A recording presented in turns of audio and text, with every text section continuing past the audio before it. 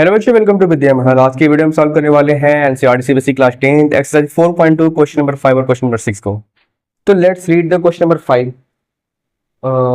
क्या बोलता है क्वेश्चन नंबर 5 में, the altitude of a right triangle is 7 centimetre less than that's base, that's hypotenuse is 13 centimetre, find the other two side. देखो भाई, एक right angle triangle है। क्या है? राइट एंगल एक ट्रायंगल है ना। ये होता है परपेंडिकुलर, ये होता है बेस और ये होता है हाइपोटेनस। हाइपोटेनस की वैल्यू दिया है कितना? 13 दिया है, ठीक है। और इसमें बोल रहा है कि जो क्या बोलते हैं, इसमें जो एल्टीट्यूड है ना वो 7 सेंटीमीटर लेस है। ये जो एल्टीट्यूड है वो 7 सेंटीमीटर लेस है। किससे लेस है? बेस से 7 सेंटीमीटर लेस है। अगर हम बेस को x मानते हैं तो ये तो भैया इससे क्या है, 7 कम है, तो ये क्या हो जाएगा x माइनस 7। इतना बात समझ में आया? तो इसको हम लिख देंगे। सबसे पहले क्या लिखेंगे? लेट्स क्या बोलते हैं, बेस ऑफ ट्रायंगल, ठीक है, x एंड हाइपोटेनस, या इसको परपेंडिकुलर भी बोलते हैं, परपेंडिकुलर जो भी मन करे वो लिख लेना। क्या हो जाएगा? x माइनस 7 हो जाएगा, ठीक है। और तुम्हारा क्या बोलते हैं, हाइपोटेनस दिया ही है, तो पाइथागोरस का रूल पता ही होगा कि हाइपोटेनस का स्क्वायर जो होता है परपेंडिकुलर के स्क्वायर प्लस बेस के स्क्वायर के क्या होता है, इक्वल होता है। H square is equal to P square plus B square ना। कैपिटल में लिख दे, लो भैया कैपिटल में लिख दे रहे हैं, जैसे मन करे वैसे लिख देना। देखो भाई, 13 का स्क्वायर है, ये हाइपोटेनस में क्या हो जाएगा 13, ठीक है। 13 का स्क्वायर इक्वल टू क्या हो जाएगा, परपेंडिकुलर कितना है हमारा, x माइनस 7 है, का स्क्वायर कर देंगे, और ये बेस कितना है, x का स्क्वायर है।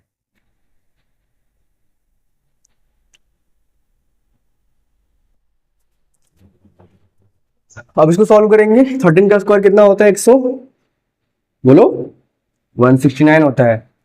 a माइनस बी का होल स्क्वायर पता ही होगा, a square plus B square minus 2ab, तो a स्क्वायर मतलब x square plus b square मतलब 7 का स्क्वायर कितना होता है 49, माइनस होता है 2ab, तो माइनस 2 7 जा 14x, 2 7 जा 14x, और ये प्लस x स्क्वायर, ठीक है। तो x स्क्वायर और x स्क्वायर में कितना हो जाएगा, ये हो जाएगा हमारा 2x स्क्वायर माइनस 14x और प्लस 49।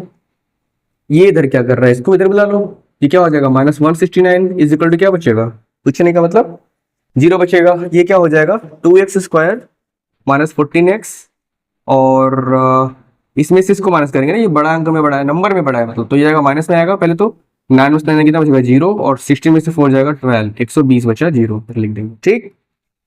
क्या सब में से 2 कॉमन दिखाई दे रहा है, तो सब में 2 कॉमन कर लो, थोड़ा सा और इजी हो जाएगा। 2 कॉमन करो, क्या बचेगा, एक्स स्क्वायर माइनस 7x और माइनस 60, और इज इक्वल टू 0, भेज दो 2 को उधर, तो पाकिस्तान में जाके क्या हो जाएगा, वो खत्म हो जाएगा।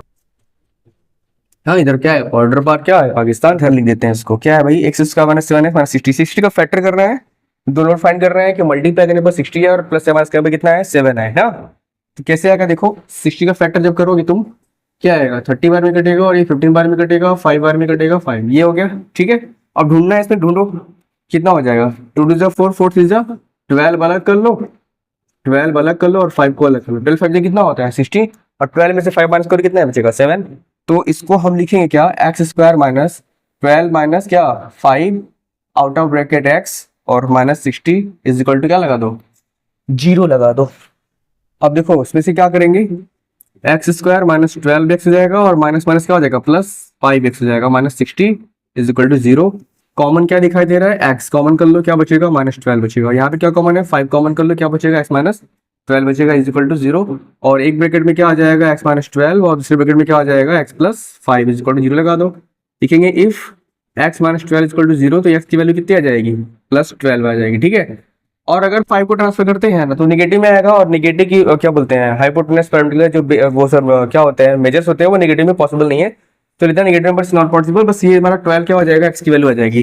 तो 12 तो तुम्हारा x की वैल्यू है, तो नहीं बेस कितना आ गया, बेस तुम्हारा आ गया 12, और परपेंडिकुलर इससे कितना कम था, 3 कम था ना, 3 कम था ना भाई, 7 कम था, 7 कम था, तो क्या आ जाएगा 12 माइनस 7 इज इक्वल टू 5, यानी कि तुम्हारा बेस आ गया 5 और 12, और परपेंडिकुलर आ गया 5, ठीक है। क्वेश्चन को बहुत ध्यान से रीड करेंगे, ठीक है।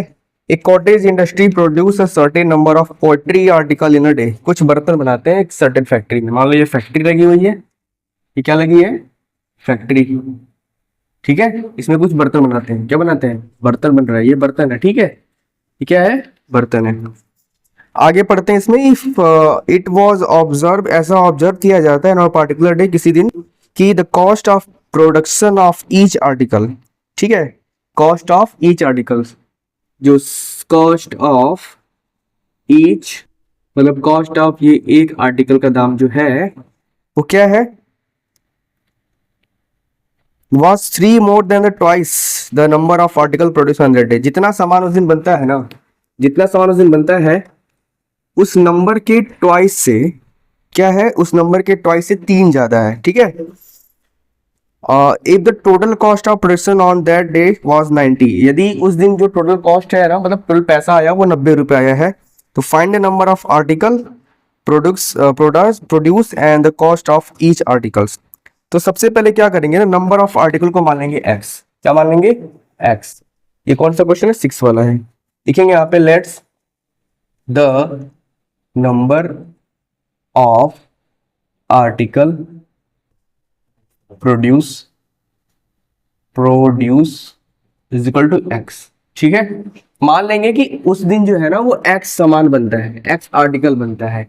आगे क्या बोल रहा है कि एक आर्टिकल का जो दाम है ना, एक आर्टिकल का जो दाम है, कॉस्ट है, जितना भी सामान बनता है उसके ट्वाइस से 3 ज्यादा है, ठीक है। तो लिखेंगे क्या, cost of each article, cost of each article, ठीक है। देखो क्या है, क्या बोल रहा है कि दोगुने से 3 ज्यादा ना, ट्वाइस, 3 मोर देन ट्वाइस। देखो x मान लो सामान बना उस दिन, तो x का दुगना क्या हो जाएगा, 2x हो जाएगा, इससे भी 3 ज्यादा मतलब +3 हो जाएगा। ये क्या है, ये एक आर्टिकल का प्राइस है, एक आर्टिकल का कॉस्ट है, ठीक है। और ये क्या है, नंबर्स ऑफ आर्टिकल्स, ये है कि कितने आर्टिकल बने हैं।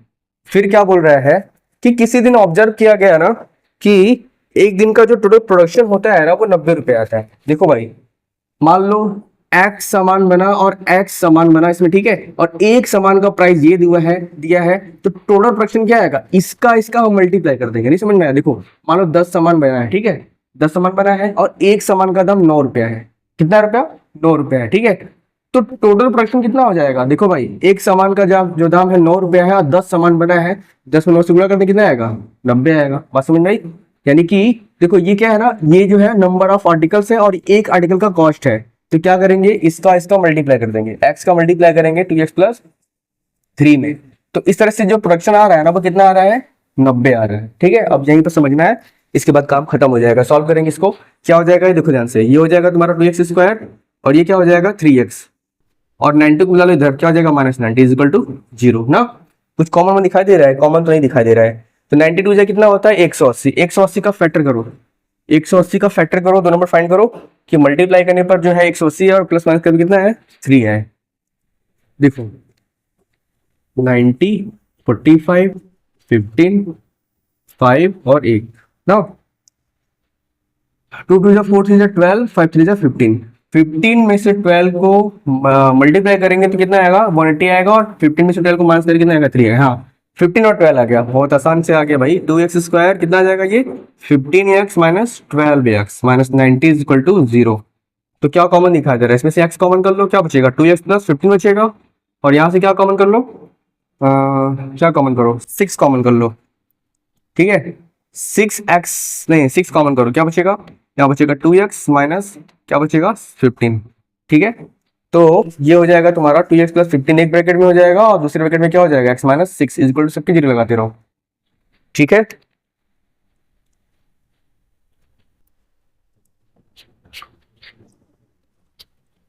देखो अब क्या करेंगे ना, इधर देखो, लिखेंगे इफ 2x + 15 = 0, तो x = कितना हो जाएगा, 2x = -15, तो x हो जाएगा -15/2। क्या नंबर ऑफ आर्टिकल माइनस में और फ्रैक्शन में संभव है, ठीक है। लिखेंगे number of article not possible in negative numbers, ठीक है। तो ये तो आंसर नहीं होगा। दूसरा फ्रैक्शन में मतलब दूसरे ब्रैकेट में क्या था, लिखेंगे इफ x - 6 = 0, तो x की वैल्यू कितनी आ गई 6, ये हो गया हमारा आंसर।